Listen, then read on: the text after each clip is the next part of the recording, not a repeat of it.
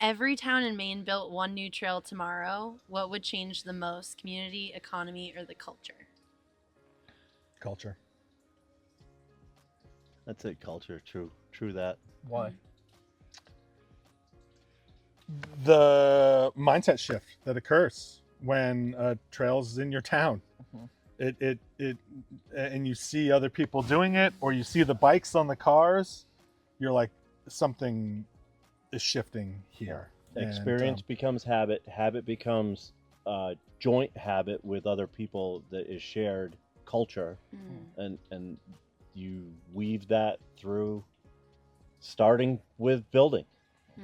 The idea. It starts with the idea, moves on to the building, and then people just gravitate to it, as we saw today. Yeah. Comes second nature. Yeah.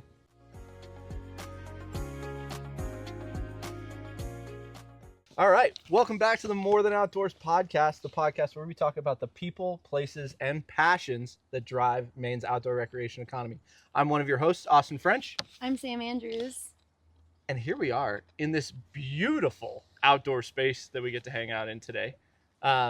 So we have some pretty awesome gentlemen here sitting here with us. And we'll let them go into all of their intros and kind of bring everybody up to speed. But Sam, maybe we start with, where are we today? Where are we? We are behind Mountain Valley High School, and we're in the Rumford, not community forest, but we're inland. Why don't you explain? There's two big pieces of property that, when we talk about durable land, which is a Gabe term, but like when you are on land that you know is stable and you can put trail on it, it's going to be here, and the owners are like stable. So we have water district land from Town Water District, huge tract of land. And then as you proceed down the ridge, and this is Scotty's Ridge, Scotty's Farm, people call it Scotty's Brook. Right. There was like 7 old ski jumps on this ridge. So we are on the takeoff trail that heads from the high school to the water district land to actually the town forest, which is called Poor Farm, which is a whole nother story. But right. That's kind of where we're at. And so Inland Woods and Trails manages this property, and there's really well marked maps and trail signs throughout. And Todd, you spent a lot of time out here with your leaf blower and with students. So really excited to be on this wooden bridge, which is over a little babbling brook. We just had a couple people, or one person and their dog, recreating out here, walking the trails, which was pretty neat. So we're a little late to the podcast because of it, but so awesome. You never know who you are going to encounter when you film these things outside. So, gentlemen, what would probably be helpful, maybe just quick elevator pitch, like who are you with, what do you tend to do most, and then we can kind of roll into the rest of the conversation from there. So Gabe, if you want to maybe just kick things off. Sure. Thanks. Gabe Perkins, executive director of an organization called Inland Woods and Trails, and it's a nonprofit. Our offices are in Bethel, but we work in the Bethel area and in the River Valley, where we are right now in Rumford and Mexico. And I've been with the organization since it started in 2011. Started as a board member and then became executive director a couple years after that. And it's in the name now, Inland Woods and Trails. Where we work is maybe not necessarily where we always want to work, but our center of gravity and the durability of our trails and our woods are here in Bethel and in Rumford. Yeah, that's awesome. And Todd? I've been working here at Mountain Valley High School for 24 years as a phys ed teacher. I had a background with a bachelor's in outdoor recreation from Unity College, did that for 10 years. Owned a business that was rafting, canoe, and kayak construction right over in Errol, New Hampshire, called Northern Waters, and transitioned into working and teaching with kids. Got my degree at University of Vermont, and I've blended in a lot of my classes the outdoor recreation piece and the physical education piece. And that's sort of my lane, and I'm happy to stay in my lane. A lot of people in the phys ed world are like stepping stone to some admin thing or coaching thing, and I'm like, no, this is what I love to do. This is my jam. Helping kids like learn and go through the process of gaining skills and feeling comfortable doing cool things in cool places. Cool. Yeah. And the last time I had seen you, well, I joined your group, your outing club. So we worked a lot together with Teens to Trails, and the outing club went up to one of the White Mountain huts, Madison Spring Hut, and I joined them up that trail, which was great. really cool to have that time with your students. And before that, I was mountain biking this trail that we hiked out. And it's really neat to see that there are hikers, but also an extensive mountain bike area here with berms, and it's just really fun. Like after I did that with your students, I'm like, I need to come back here and explore this more. And even before that, in Bethel, my first time at the Bethel Community Forest was with them at the Moe's Summit, and I went mountain biking. And those trails are a little less beginner friendly. Like, this is perfect for that person who's just getting into mountain biking. Right. There's some challenging parts, but most of it's pretty accessible. But the Bethel Community Forest, I remember there were sections in there that I was like hooting and hollering down because I was like, this is beyond my ability, but it's so much fun. And I was with Christina on that, so we were just talking about it on the most recent podcast. So it's kind of cool to like see how, you know, your trails have kind of come into my life, even though I don't live near this area. Well, they're available for anybody, right? I mean, that's sort of the point of the organization, is to provide access based primarily on the community asking for it, right? I mean, our work in Bethel started 15 years ago because 10 years before that, the community said we should have a trail system that connects Mount Abram to Bethel to Sunday River. And in Rumford, it was Todd and Karen who came to us and said, we've got this group of people, nurses and loggers and engineers at the mill and teachers and police officers and select board members and the town manager. And we don't want to start a new organization, but we want you to help us do something in this community. And it was the secret sauce, honestly, man, to get us out here. And we're on the first trail that we built. Yep. This bridge that we're on was our first volunteer day out here. And I think back to that really fondly. We'd spent a year or more trying to figure out where to put trails in town. We weren't a landowner here at that time. We didn't have any credibility. We had a different organizational name.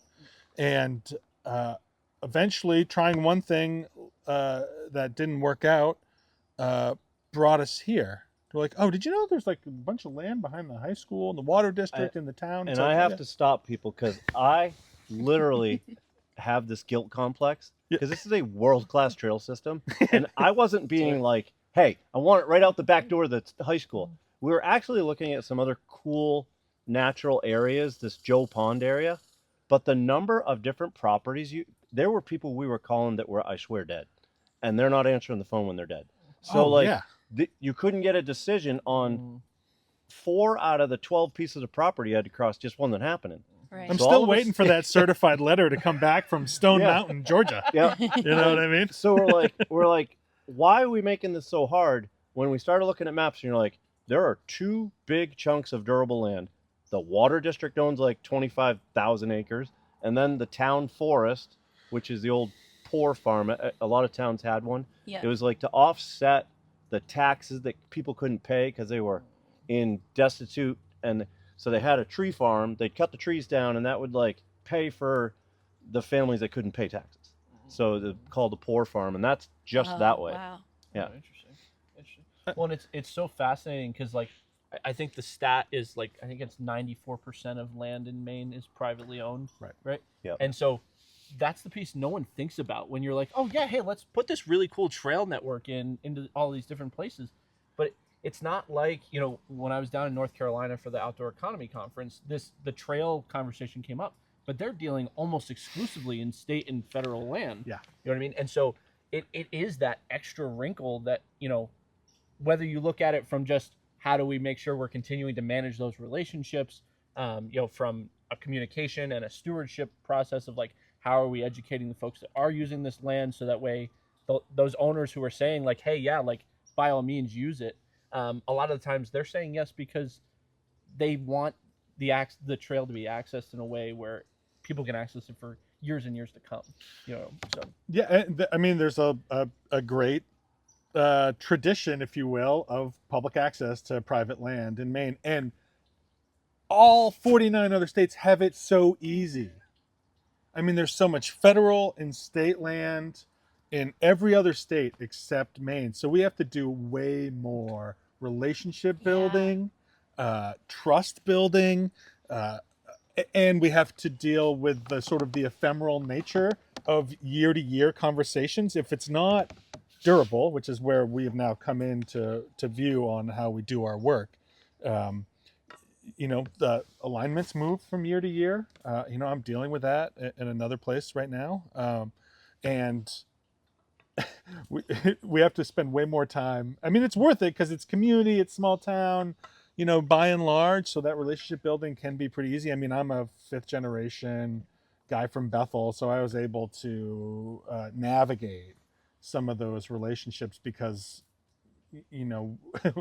we went to like church and kindergarten together with or on the ski team, right? With people, or my little league coach, all that stuff.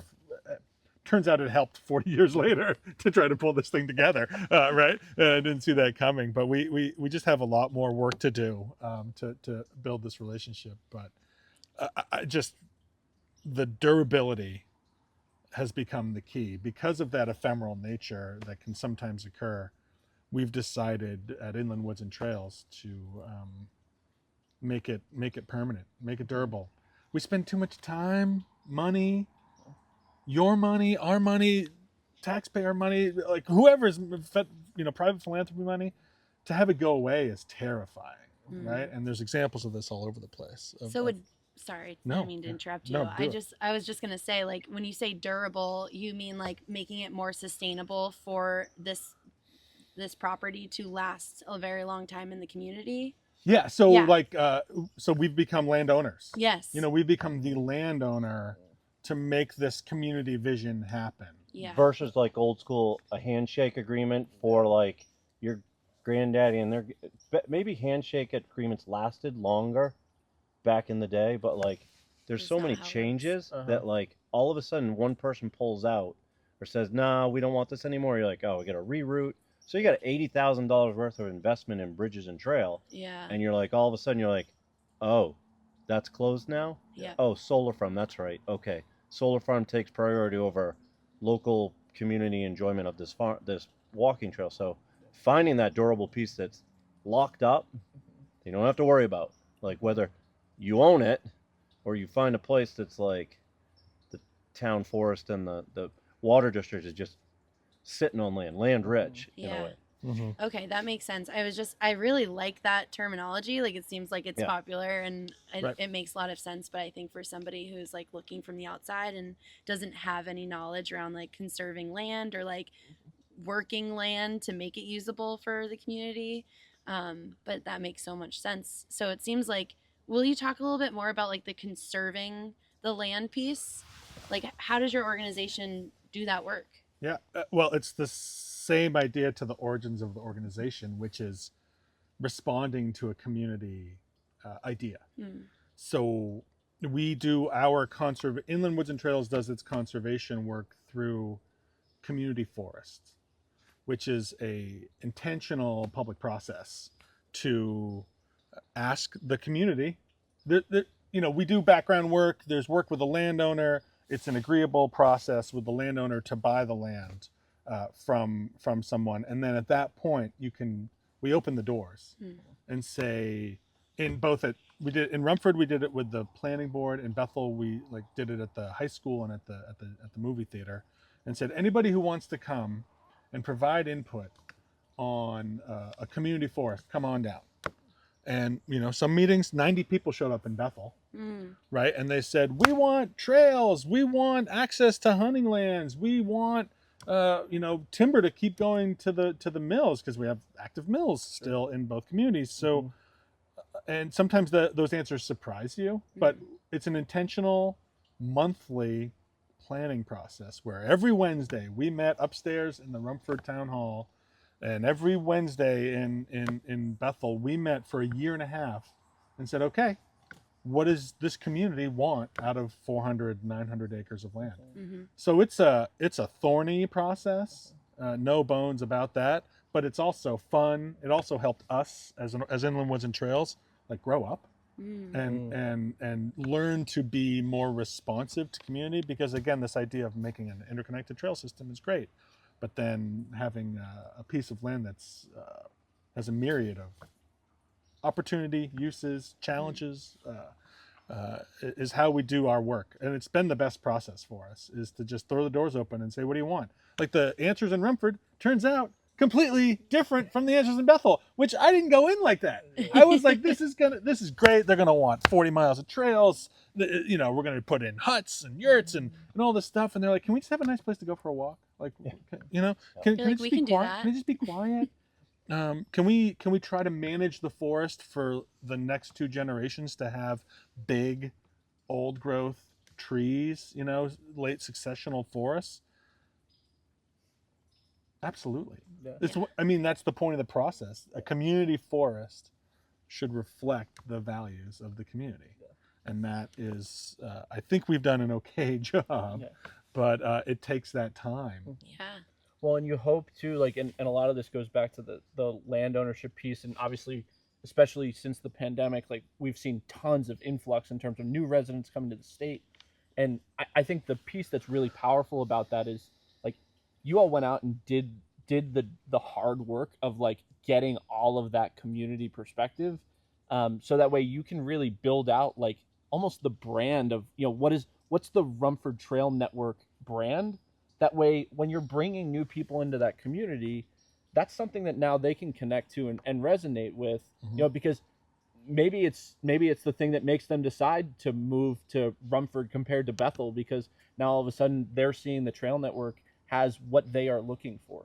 You know, so it allows, I think that's the really cool part to me, is you get to kind of craft out these pockets of, like, what makes this particular community unique, and what allows it to be this totally different experience than going into, you know, a place that's just 20 minutes down the road, you know, or whatever the case happens to be. So, I mean, that's why it's like great to have Todd, right, who has students and community members here, and you know, we're responsive to them, or you're listening to them, and that's, you know, we're not noticing it, but it's filtering to us in either conversations or meetings that we're having, you know, planning meetings to make the thing happen here. Yeah, I'm curious about, like, the community impact of these trail systems. And I mean, you and I, like you said, it's your jam to get students to experience nature and outdoor recreation. And it's very much my jam too. So I love hearing you chat about it. But I know that there's so much more. I mean, it's why we called this podcast More Than Outdoors. Like, it's more than just this trail network. There's a ripple effect that happens when you build a trail system like this. Will you talk a bit about that in this community? I love stories, and I had a kid the other day. He does a lot of our outing club stuff. He's been sort of slow to gain confidence in biking. Bridges don't like him. He doesn't like bridges, but he's really loves to ride. And he's in my class right now, and he knows the trails real well. I'm comfortable with him riding, and he goes, "Hey, Pops, I have a football game Friday night, but, like, I'm kind of stuck here, and can I borrow a bike just to ride for a bit before the game?" I go, "Yeah, dude. I'll leave it unlocked, grab a bike, lock her back up." And so I come in Monday. He goes, first thing he does in class, he goes, shows me his Strava, because as a classroom management tool, we use Strava. Another kind of way to multiple use. recreate. Yeah, well, we have an ATV trail that goes through that is a snowmobile trail in the winter that kind of bisects this area. So it was so cool that he wanted to show me his Strava. Look where I rode. Before the game, I did 6.5 miles. I did the race loop that we're gonna host a little intramural race, and part of the whole learning process, there was one kid in a soft boot because he got hurt in football and he wasn't going to be able to ride for the first 3 weeks. I said, "You're going to go do research every day." And he did a PowerPoint on the different types of races you could have. The next week he did a presentation. So all these kids are excited that we're going to have a race here. Mm-hmm. And we've got Strava segments that, like, what we think the best time is going to be, but having kids be able to talk and use the technology when so many times the days of their life they're using technology just to like play whatever game. Mm-hmm. But now they're like, oh, I can use this tool's awesome. Mm-hmm. And we have a trip on Friday where we're gonna level up and go to Bethel with 3 classes, and they're already looking at other people's Stravas to see how much, because we're gonna have a spicy ride and a mild ride. Mm-hmm. And kids are like deciding, how much elevation are we doing? I go, well, the spicy group's gonna probably do, 1,400 elevation, Mm-hmm. and the other group's gonna do half of that. Mm-hmm. So they're like able to speak in ways that people within the culture speak and understand the Strava. So it's like kind of cool. It is cool. Yeah. I loved going on the ride with all of your students, and there was such a diversity in experience where there were a couple students who had started in the class with you and learned really quickly. They were super comfortable on a bike. And then there was another student who was really afraid of using their brakes, so they would just use their feet instead. And I just remember kind of like hanging out in the back with the student, and I was totally fine, just like cruising at a slower pace and just seeing like the determination. And so there's so much growth that happens like outside of a traditional school setting. There's so much learning and growth and community building for these students to be able to have access to this trail network right in the back of their school, and for you as a teacher to be able to incorporate that within the classroom, but also like within the outdoor club after school. Freaking awesome. Like we were riding here before the trails were here. Yeah. And $100 hill. yeah, and there's stuff like that that's like an unrideable hill. There was a bounty on the hill. It was If still, by the way, that bounty is still active as far as I yeah. know. If a kid could ride it without touching down, and Karen hates it when I start putting bounties on stuff because she goes, somebody's going to get that $100. I'm like, no way. Who cares? No way. And it's kind of cool. Like we don't even ride that anymore because the since ATVs have come along, it's softer and it's sustained and steep, and there's no way, not even a really good rider is probably going to finish that without touching down. Not in high school. No. Anyway, Yeah, This $100 sounds like hill. a risk management nightmare in my opinion. 100 yeah. $100 hill. Sam is like thinking back to just like sitting in her office, just being like, "Oh God, I don't want to get that call from Todd." I trust you. You got this. Yeah. They're going uphill. Well, Oh, okay. It's Can you climb uphill? Okay, it's not they're going. No, I'm no, just, no. I'm just Oh, okay. imagining I'm all this envisioning the scenario. downhill. Oh, no, Yeah. it's uphill. Yeah, No, yeah. I'm, yeah. I'm envisioning the downhill where it's just like the $100 bounty is, can I get to the bottom and my Alive. feet are still on the pedals? Like, Uh, So I mean, there's that $100 hill is great, and having the activity and having people participate and learn and gain their skills and do the Strava rides. We need to build the trails. We've gone from 0 to 100 miles in 9 years wow. that are year-round trails. So we need people to build them and take care of them. Yeah. And a place that we have found that has been particularly rich to do that is high school students. Mm. So we work with the extended learning opportunities programs in Telstar and in Rumford ELO, and we've hired students. This is our 3rd year doing it. They work for 10 or 11 weeks in the summer, and they're gaining real skills, and they're saying things like, I wasn't quite sure what I wanted to do, but now I just got a question from one of our rec techs, our summer rec techs. He's like, can you write me a recommendation to survey school? Because I want to work outdoors, and this helped me solidify what I want to do. One of the cooler things this summer, we went away to the Maritimes for a month in Newfoundland and that, and coming back, and Katori was a young girl in my class, Mhm. and she was all about, I turned her on to the potential to have a job. Mhm. She goes, I like work, I need a job. I go, and it'll be building trail. And we did a mini little unit. We built a mini little bridge down there someplace, and I can remember her the last day we're building the bridge because I was joking with the kids because some kids are kind of standing around with hands in pockets. And I said, if I'm handing out 3s and 4s today, I don't know if you got it hitting the mark. And she's, as kids are leaving and packing up, she's finishing the bridge. She doesn't care when the buses are leaving. She looks up at me and goes, hey, when you're giving out those 4s, you give it out to the kids who worked. And I was like, I got you. And I said, you are 4.5, Katori. But I came back from that trip, and then we went out because Karen wanted to see how the trails were progressing up in the community forest. And we got up there, and she comes bopping along on this thing, the buggy. Katori's driving the buggy. Big, huge dirt mover. And I see this smile on her face because she sees me, and gave her a huge 5-5. And just to see that she had lasted a month, like punching in every day and going to work, and it's not easy work. Yeah. She goes, yeah, yesterday I was clipping roots for like 8 hours. She goes, I like the buggy.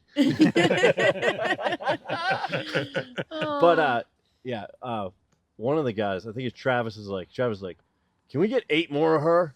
And like, yeah, she's just been like, it's cool to see that a kid can find a job that's maybe not working at McDonald's, and it's right in town, and it's doing something that's, some days it's clipping roots all day, but other days you're watching people engineer a bridge, and you're part of like building like bench cut with that rock work. They did beautiful rock work. Katori loved the rock work. And now if you go to the Run for Community Forest and walk on the Scotty Brook All-Persons Trail, the rock placement is her and then another intern that we had last summer. They just like got into it. Yeah. They're like, we're so owning it. which was great. And they owned it. Yeah. And now that's going to be there forever. For so long, forever. Yeah. Right. I was really impressed by that. Is that right by the parking lot? Yeah. Because I just downhill the hammock. I was just, I mean, those trails are nice and wide. We had talked about like what makes a trail accessible to somebody, maybe like a wheelchair user, and nice and wide. Like the gravel. I mean, you all know the terminology way better than I do, but like the crushed stone, and just like it seemed beyond somebody in a wheelchair, but somebody who doesn't feel comfortable in the woods, like what we had talked about, to be able to have access to a stretch of nature that is manicured enough but still feels wild. That is such a cool thing to be able to incorporate in your trail systems. Like you're speaking to a wide community, like all different types of people can go out and use that trail network. That was middle of July, and we were there for 20 minutes, and I had my Merlin running. I think there was 26 or 28 different birds just in that short distance by the brook, because then there's a different environment up out of there. There's like, it's not too far, there's a marsh, and then and just the number of birds was just nuts. Well, and there are hammocks there, so you can just go lay in a hammock and listen to the birds. Look at you with the outdoor recreation apps over there. he's like tech. They added innovations, baby. 3 years ago, the state added in phys ed using technology. So so the kid who felt he was lost last week had his Strava, but he didn't have enough. So tomorrow I'll have them in class, and they're all going to see trail forks, because I'm like, oh, what do we do when we're riding? We have our Strava going, but we also have trail forks. And sometimes we have nothing, and that's when we're like, we just need to be comfortable looking around in the woods. And like, and knowing how to be comfortable in the woods. And that's going to be that discussion for that kid. Like, you're okay, man. I'm not mad at you. I'm not upset with you. It's part of your learning is just being comfortable. And if you're not, I guess he's from Virginia. This is his first year up here. And it's different. It's like you were talking about going down to Alabama with the snakes. It's a little snaky here. And like a little snaky down there like, today. I'm definitely not in Maine now. When we go other places, you're like, oh, tarantulas and like scorpions and like. Is Cottonmouth Creek really what they say it is? That was my question, and they're like, "Yes, we name things after the things in the place, just like you do." You know what I mean? I love all the names. Fantastic, and the what is it? The Brook Trail that we were just talking about. Yeah, Scotty Brook and Bull Pine. We have a lot of fun with our trail names. I mean, we're getting to do this thing. We're hiring excellent high school students and great college kids, and our trail crew this year was 15 to 60. The age range, right? That's and we had 10 people, and there's like people with master's degrees and engineering PhDs, and did 25 years of outward bound leadership, and then high school students, it's their first job, and they just want to have a money to buy a computer or a car, and we have fun. That age range invites a lot of fun and versatility to come up with trail names. And I mean, our Slack channels are littered with trail names ideas. There's for every one you see out there, there's like way too many that don't make the cut, but they're in there somewhere. We're like, all right, we've got this whole thread in Bethel, the Community Access Trail System, or CATS. Yeah. So we've started to name trails off of CATS after like cat things. There's well, if you're gonna have a cat, kitty litter is a part of owning a cat. Well, and that whiskers on kittens. Well, and it's so fit because if you go over to North Conway, there's that Sticks and Stones trail up in Redstone that has that like crumbly rotten rock, and the trail that is kitty litter has that. It's the same rock. Rotten rock, and that's what you would have in your cat box. Yeah. It's so it's fun. This work is. Our organizational culture. One of the things that Inland Woods and Trails did last year was a new strategic plan, and I facilitated a meeting with the staff, and then we had a facilitated board discussion, and we asked like the same series of questions, and I was like, what's a core value of Inland Woods and Trails? And they're like, we love our job and we have fun doing it, and the staff said that, and then I went to the board retreat like a week later, and we had 5 different breakout groups, and they were all writing on the sticky, on the flip charts, like what's their core value. And as they all came back, I started to see them all, and they all said, we love what we do and we have fun. And just that coming together between both the staff side and the board side independently, saying we love to have fun, and that's reflected in the trail names or in the community forest planning processes. Like, it's hard work, but they are fun at the core of it because you're bringing stuff out, and why not? You gotta have that. And then the people who are using these trails also see that reflected, and like they're out here having fun too. And I love seeing all the different trail names and the creativity. And your signage is awesome, and just like the style and the swag of your, like, you guys have crushed your like merch, and just like I think it's really cool, like looking at the Rumford Community Forest and seeing the wooden plaque and it all carved out. I was like, wow, that's really pretty and well done. It's nice to have an operations director who grew up in the cross-country ski area industry. So Eric runs our cross-country ski area in the winter in Bethel. And then he is an engineer. And then he owned a wood business forever and has a CNC machine in his basement. Perfect. So I've got a ringer for trail signs, and it was you and Karen who you went on this cross-country road trip. We've been on 3 cross-continent trips, so to sample mountain bike venues, paddling venues, and beer, and and there's places in the country, there are a few that were like, yeah, that's pretty good trail signage. Then you go to other places, you're like, oh my head, I just want to ride. Like, and it's garbage. Right. The trail signage here is not only is it like well placed, it's branded, so you can trust it when you go from one trail network to the other. You're like, oh, we're at that Inland Woods and Trails, another zone. I get it, I understand it, but it's really cool, artsy. Yeah, it's got that art flavor to it. You're totally. Yeah, I love it. Awesome. Where do I get a hat? I got you taken care of. This is literally a one-off hat that LLB made for us, but yeah, I've got plenty of swag. It's so awesome. I just love it. It was fun. We had an old name, right? Mahoosuc Pathways. Oh, okay. Yeah, and that was everybody's reaction.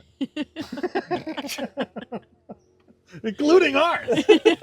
You're like, let's rebrand. Let's switch this up. And these things don't happen overnight, right? Yeah. Like, it took 2 years of me like seeding the idea into my board, like getting the resources, especially the area that you're in, like the generations that are supporting the trail networks. Right. I understand. Yeah. And we just, I was like, we gotta change this thing. And then, because there's also like 8 Mahoosucs in the Bethel area. Yeah, totally. Right. And we were getting confused with one another, and that's no fun for anybody. No.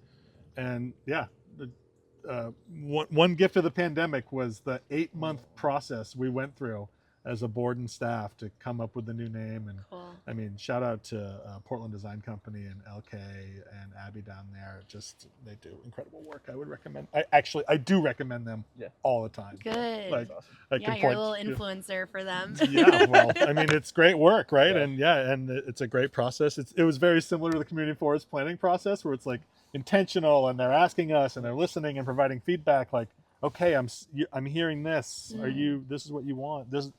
I'm hearing this is the color scheme you like. It was an amazing process. That's cool. Yeah. We're always taking notes. Little spoiler alert: there may be merch somewhere in the future of More Than Outdoors. So we're always good. we're always taking notes Yeah. on how people do all those kinds of things. If it goes viral, there'll be tattoos and everything, I imagine. The Like- logo is out there. Anybody Yeah. could go and do it if they really wanted to, I guess. Right. Well, and I think the cool piece with that, I think we've talked about this in a lot of different ways, and it's been really interesting to kind of watch all of these pieces come together. But like at the end of all of this, it's really looking at, these trail networks are massive community assets, right? And like, I mean, you talked about like there's so much investment both in the time and the energy and the money, right? And like I know the trails bond that just came through with the $30 million, like that's going to be putting a massive like stimulus into the entire trail system throughout Maine. So like, could you talk a little bit about that, of just like all of the different pieces that these trail networks really do bring, when all of a sudden you're like, hey, Rumford, congratulations, like here's your community forest. Now you have these things on very durable land, like all that kind of stuff. This has happened a couple times, but it's like at the community forest celebrations that we've had in Bethel or here in Rumford, either someone will come up to me, and now I'm saying it, but someone came up to me and they're like, this is great, now the work starts. It's like, we just did 5 years of process to get to this point, but now the work starts, because you actually get to do the infrastructure. And Maine, in general terms, there are shining examples, and there's also struggles everywhere, but with trail systems in particular, that like the photo doesn't match the experience, right? It hasn't historically, and that was the big part around the trails bond. Was it's the photo's amazing, right? Like even the place that we're at in, or you can name a 1,000 places in the state, but the experience of getting to that was subpar. And telling that over and over again, policymakers and people started to listen to that drumbeat of invest in this thing, because it makes such a big impact in community, right? It's the outdoor rec economy. What is in Maine? It's the 5th biggest, ranked 5th in the nation for its contribution to the GDP in this state. And there's all these jobs that are associated with it. So we have this great opportunity to invest in Maine, and it's okay to have nice things. We don't have a lot of public land. Again, those 49 other states, so lucky. We've got to do this, and the taxpayers came through with the overwhelmingly to support it. And I think one of the things that made it easier were there were some states and some organizations that kind of broke ground ahead of us at the beginning of the golden era. Like the state of Minnesota came and was a keynote speaker at that NEMBA Advocacy Summit. I went to that twice, and the guy was like, our state gave, it was like $2 million, and this is what we did. You got to come to my state. And on one of our trips through, we stopped at a couple places. I'm like, oh my God, he was so right. And we got a pineapple. And that, come on through. Sorry. Anything? Yeah. No? A little dry today. Yeah. Hey, have a good day. You too. Enjoy. and just the fact that they, at that time, that was like maybe a little over a decade ago, that like a state was like saying, yes, we value, and we know there's a payback. There's a payback to our communities for their health. But if you build a silver level IMBA network, you're all of a sudden going to put stimulus of like, you're going to get payback on people coming and visiting. And like Bethel's going to be the zone where everyone comes to visit. But we're like that, just quiet enough that we get 2 people today will come from another state, stop by. We're on Trail Forks. They know we're here. They have an amazing experience, but it's not overrun. Mhm. So like, but the investment is that there's a brand new little bed and breakfast with a bar and restaurant at the head of the trail here that just opened up, Swift River Suites, and they're already getting people that are stopping in after their ride. Mm. And it's amazing. We don't see all the people. If I'm in class, I don't see people out here, but like almost every day I run into, and it's 2s and 3s or 4s that are coming from another state on their way through Mm. to someplace else, and they're like, "Oh, let's break up the ride with a ride. Let this drive is," and and they heard about Rumford, and so the economic stimulus is gonna grow here. Mhm. Even though I think ours is mostly catered towards the benefit of the locals, Mhm. and like the 2 people we just saw trail Right, walking. they're here every day. Yep, Right. every day. They're But- here every day. That Where like Bethel is probably a bit different, where you have people traveling all over because they have their second home Yeah. in Bethel and they're skiing at Sunday River and yeah. Well- I mean, there's 500,000 people that go there in the winter, Yeah. right? There's 7,000 pillows that people that have available to just about anybody at any time. yeah. And a repeat customer base that's been coming there Mm-hmm. for 35, 40 years. When I was growing up, it was just a little ski hill, Right. and now it's this mega resort that totally moves how the town goes through a day or a season Mhm. in ways that are excellent. Yeah. I'm so glad that we're there, but the experience or the impact on the economy there from us was small. We just wanted to do something year round. Mm. We wanted people to stay year round. Yeah. You could bartend in the winter and be on the trail crew in the summer. What we've found good luck with is ski patrol in the winter. Yeah. Trail crew in the summer. That is a great feeder for Yeah. us, and so people have a reason to stay. It's not that ephemeral in and out seasonality. It's you're able to stay here and work in it, and then people are used to coming there. Yeah. Right. It's on Route 2. You can Right. go to Seattle or Bar Harbor and Holton. It is the way between Burlington and Bar Harbor, and is like the first stop you get to in Maine. And people are now there to ride. Like when we started building trails like 7 or 8 years ago, you'd see like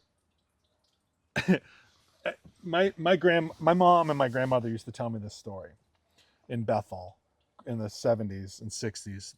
My grandmother would say, "Did you see that guy on Main Street today? Who was that?" Like they didn't know, the tourism culture wasn't there. It's like, who was? And people were like, "Yeah, I don't know."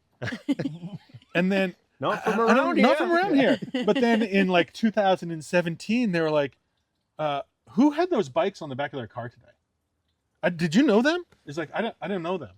Who were they? And we're like, "We don't know.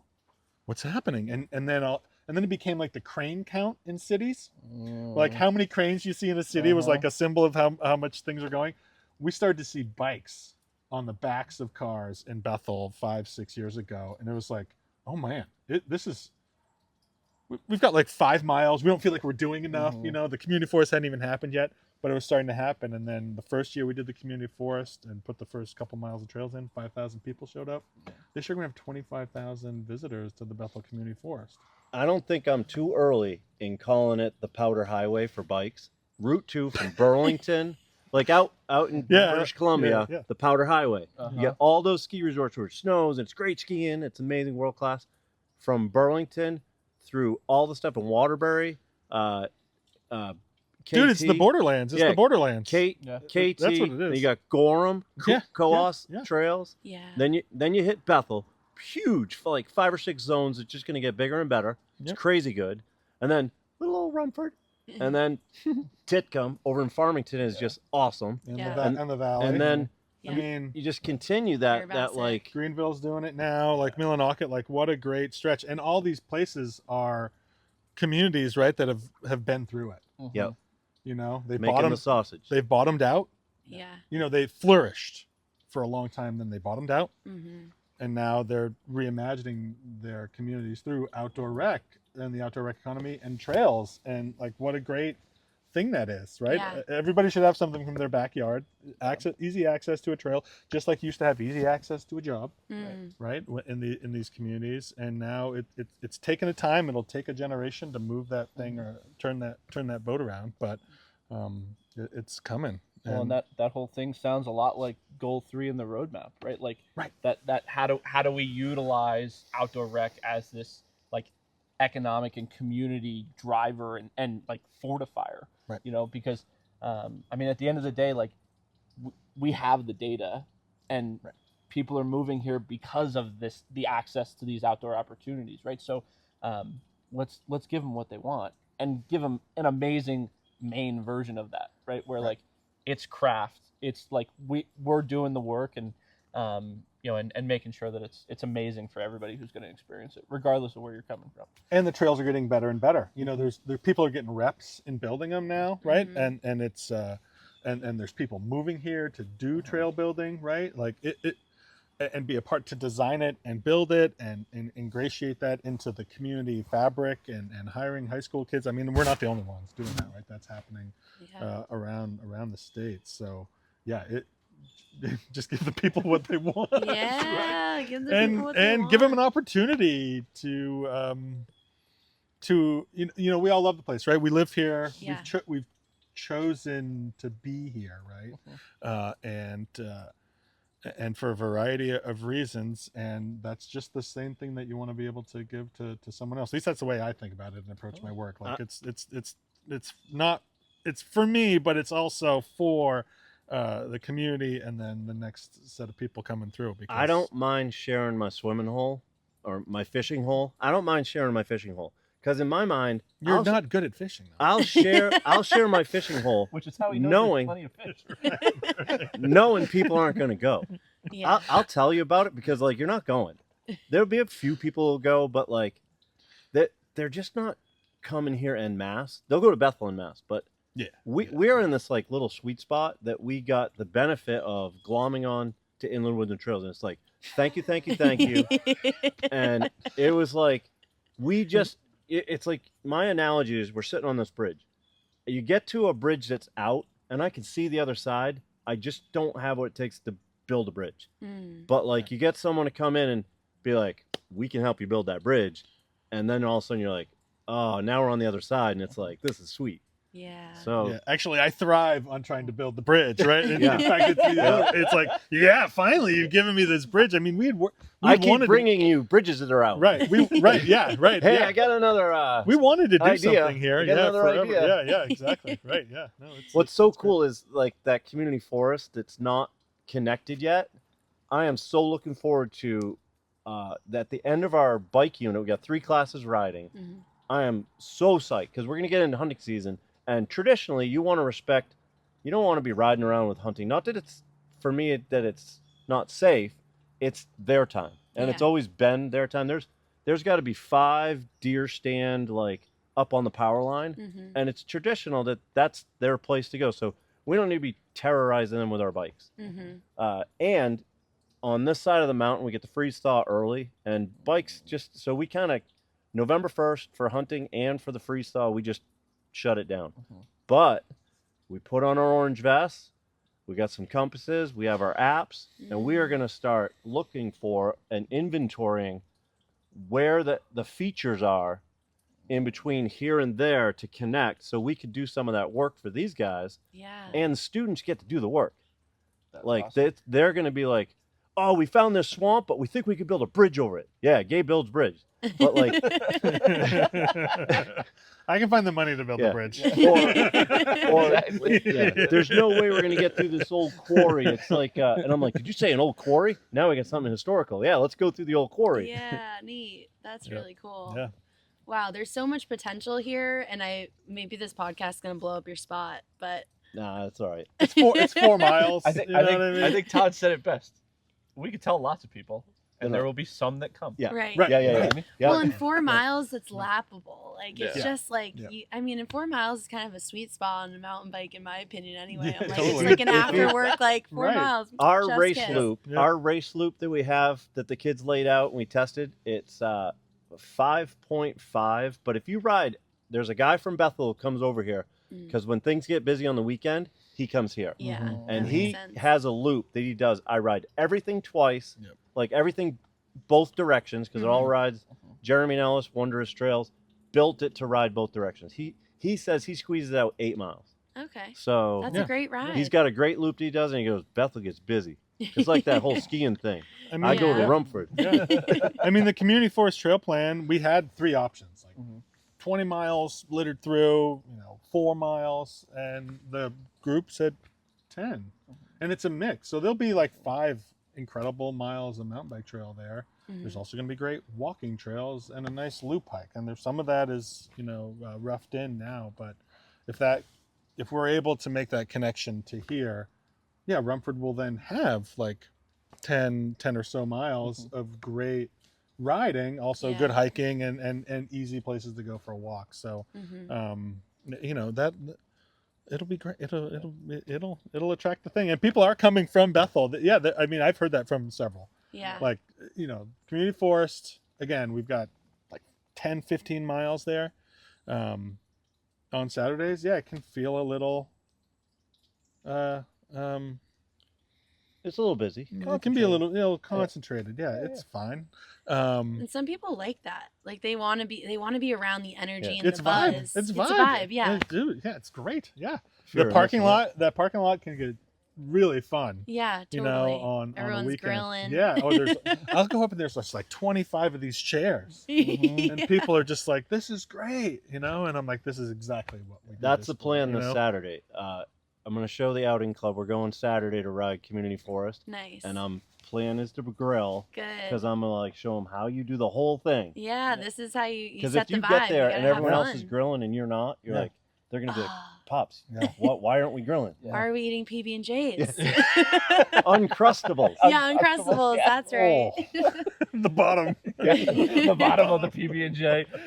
Well, and I think like that's something, I see it in the ski industry, but not as much in the East Coast, right? Like that entire vibe is way more of like an out west kind of thing, because I think in the East it's that much colder, and everybody decided to build a base lodge so that way somebody had somewhere to change. Right. So like that became the hub versus you go to a lot of these places like out in Colorado along the whole I-70 corridor. It's like you're getting booted up in your car. Yep. You have your chair and your grill and Yep. your cooler, like, and Yep. that's your before the ski day and after the ski day Right. location. You know what I Right. mean? And I think that's such a cool place where a lot of that community really does get built, Mm. because it almost has nothing to do with how the resort in this example has set up the parking lot, right? Outside of it Right. being kind of flat and not flooded. Right. Right. You know, like those, Right. those are the keys. And within 7 minutes of the lift or whatever. Yeah, I think that 7 minute walk. the right. Indy Pass Mountains are starting to be that vibe Mhm. where they've all decided, okay, we have to have the Indy Pass van life lot. Yeah, And for sure. They're storm chasing, they're arriving, Mhm. and it is cold out, but they're barbecuing. Yeah. Oh, 100%. We're I'm we're, an we're Indy working on Pass a all the way. we're working on a trail center design in the next to the Bethel Community Forest, and we are building into that like camper van parking Mm. facilities. Like we're embracing it. Yeah, too, you know, like, gotta. it's it'd be foolish not to. You have right? to evolve with it. Yeah, and evolve that's with it. the It's type of changing. people Yeah, who I are mean, coming. right. It's not RV spots. It's like transit vans and Yeah. truck campers, right? Yeah. So, yeah. Well, and it's interesting, like as you talk about this sort of like the New England powder highway, like kind of thing, like do those are the kinds of like investments that seem like really small details right now, but as you guys are in those sort of infancy phases of all of the development of those places, Yeah. that little thing that now you don't have to think about 5 years Right. from now when everybody's like, oh my God, how could you not think about that when you were building out that trail center? Right. Like now you can accommodate all those folks as hopefully that momentum continues to grow around this entire corridor that exists here. Yeah, I mean, we Yeah. do that in 2 ways right now. We catch flack, despite your experience in Bethel Community Forest last year. We catch flack for building beginner and intermediate terrain. Oh. Well, Because people want to go ham, yeah. right? And we're like, we need to have riding for the next generation. Yeah. So we build multi-use, all-purpose trails, core spine trails, and beginner and intermediate trails all the time, despite like everybody wants to go hard. We build the easy stuff. Didn't To we do get that it going. We did that in the 80s, though. Everybody going hard. And it was just like, get Yeah. over yourself. I know it's changing. Yeah, Like it's there, changing. but it still exists in Bethel for sure. You Like, can there's- find it. Yeah, go to Bacon Hill. Yeah, If these you want a mountain little- towns yep. like have these hardos who Yeah. really want to go hard, and they want the community to like kind of reflect that. But at the same time, what you have to diversify your trails and offer something to everybody. We just built a short downhill, green, adaptive, optimized mountain bike trail. Cool. Just downhill of the hardest mountain bike trail in the state of Maine. Like you can have both. Yeah. You don't just have to go all the way in one direction. What's the name of that one? right? Zoomies. Yeah, we rode Zoomies. Zoomies, yeah. Zoomies was Another so cat cool. reference. Yeah. Zoomies. Yeah, Cats that's and I got the great. Zoomies. Yeah.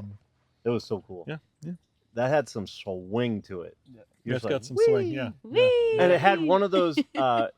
There's a thing called a horseshoe berm where you go. It's like a hairpin. You go in and come out. Yeah. And an infinity berm. There's one of those. It's longer than the. It's like the downbeat in music. It's like, I'm still on this berm forever. Oh, okay. I need to go back. I'm ready. Yep. I need to bring my mountain bike back here too. But Well, building that easy stuff, that's what we got to do to get going. I mean, we do the same thing with forest management. Like Yeah. people want like an exemplary forest. Well, you got to start by working at it, and we take flack from the forestry side too for thinning out undesirable species and promoting these other ones. I mean, there's a whole other way a whole other line, for this conversation here today. But Right. We on the- could chat forever, on it the, seems. the It's gonna forest get dark. management side, yeah, it is getting dark, but hey, whatever. But on the forest management side, like we're working on, we're cutting. We bought the land and then we started to cut down all these small, scraggly like beech trees to promote other species to have a well-managed, diverse forest in the future, and not just have one thing. It's the Yeah. same thing on the trails. Like, we don't just do one thing. We kind of we want to be, get as many people in there as possible. From an educational standpoint, I get to stop to let kids catch up or catch their breath. But in a class period, I might stop 3 times for a history lesson about your great-grandfather's ski jumps that used to be in this forest. And we look at how many trees are growing where the ski jumps were, how old those trees are. And then you talk about these stone walls is another history lesson. Like this used to be pasture land. It was cut. This forest was probably cut 2 or 3 times to the ground. Right. And then, like the evolution of working forest to all the economics, and kids are getting all this like, wow. And they're living it. They're traveling through it. They're riding their bikes through it. And we stop. And now we're not just riding in a forest. It's just a bunch of trees. We're getting the economics lesson, the sociology lesson. And it's just such a resource that is, it's unbelievable. Yeah. How cool it is to be able to do that in the middle of a ride. Or we have a walking for fitness class, and kids are out here doing their laps in the forest and throwing in their bird counts as part of their like thing. I love the Merlin app. Yeah.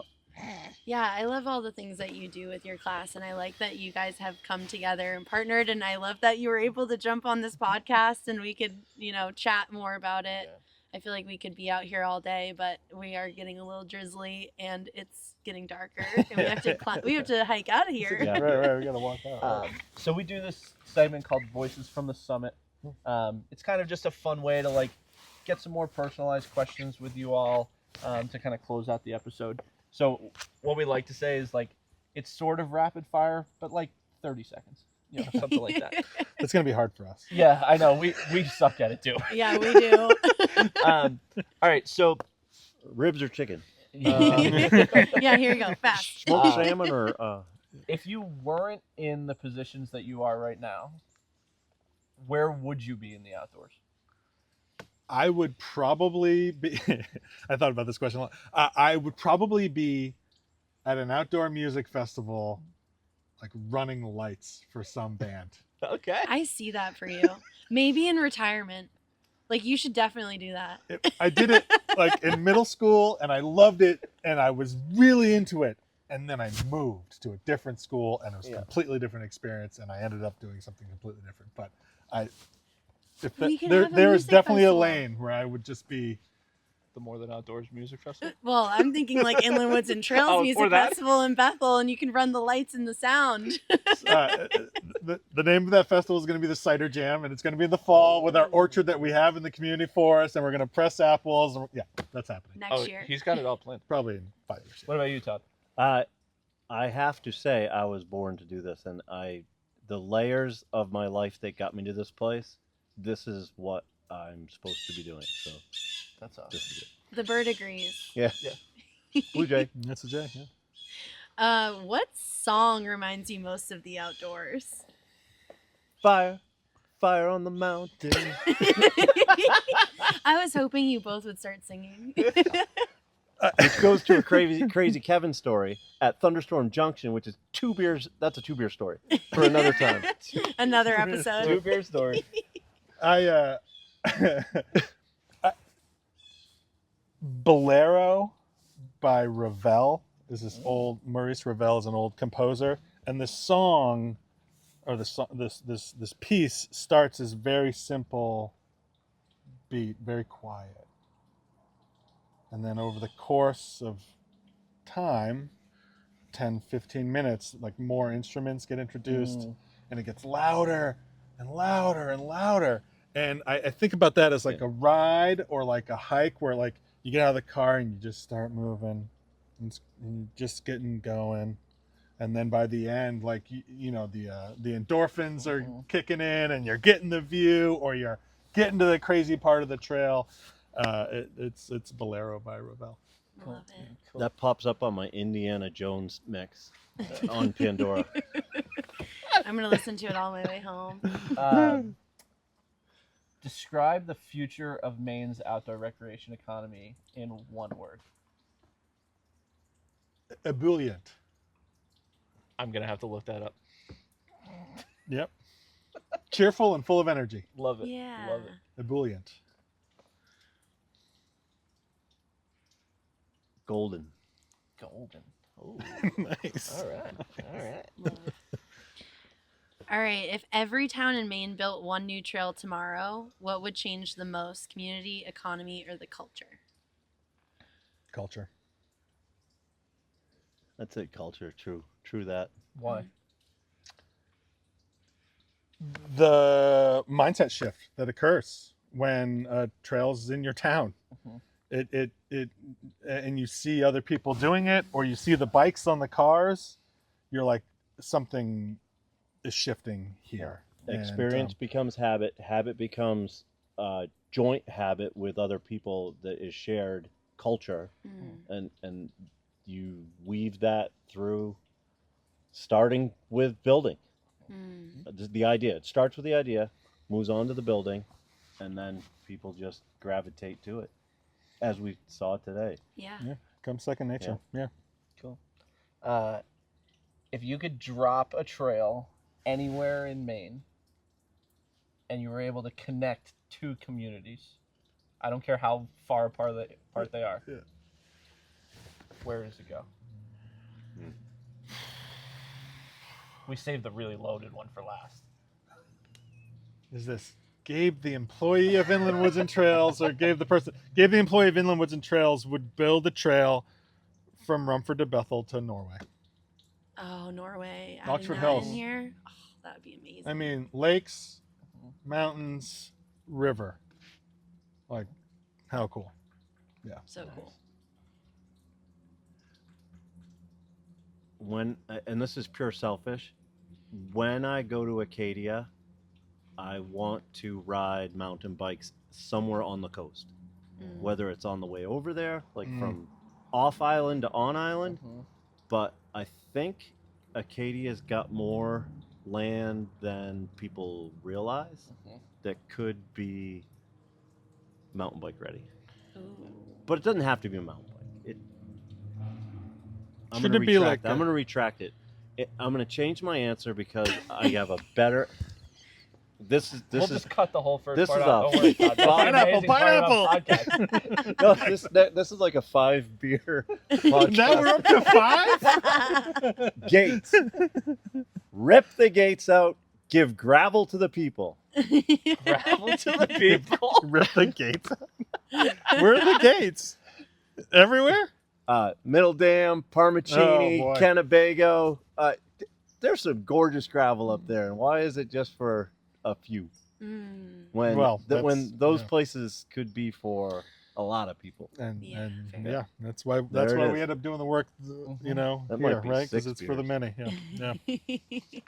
Awesome. Well, Yeah.